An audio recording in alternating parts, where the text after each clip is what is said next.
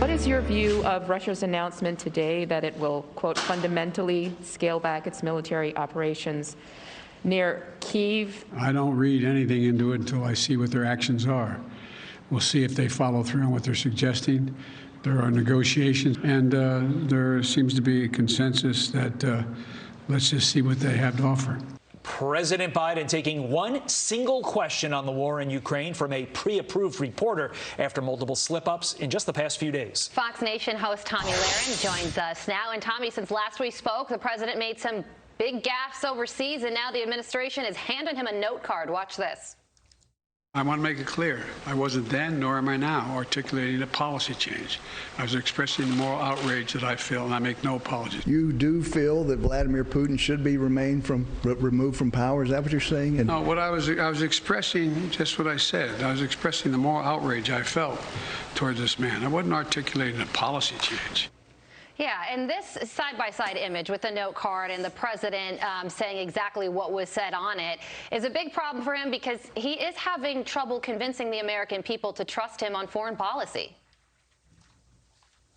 Yeah, you know, this is the equivalent of taking a test in high school in which you have the answers and you still fail. I think that to me is the most disappointing and, quite frankly, the most terrifying part of all of this is, and I also want to know, and the American people should want to know this as well, if he does have a talking point list because his staff and his advisors don't trust him to answer on his own, I think the American people should know who is running our country, which one of his staff members, which one of his advisors, which one of his cabinet members, who is running our country, who is writing down the answers that he still continues to get wrong.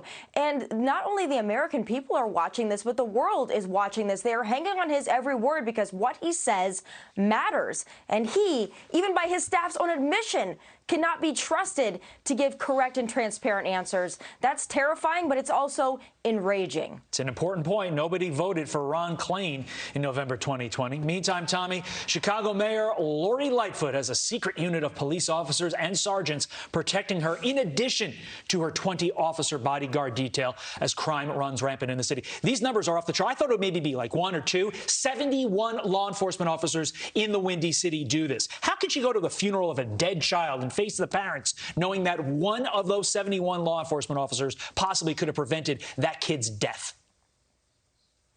Well, how could she also advocate in the past for defunding police when she well knows that police are needed not only for her but for her community? The difference is that she is okay with providing it for herself, at the same time demonizing law enforcement officers, though she has since changed her tune. It doesn't matter. It's not enough to just refund to police departments. It's not enough just to have personal security for yourself because you're afraid of your own constituents and your own city and the mess that you have created.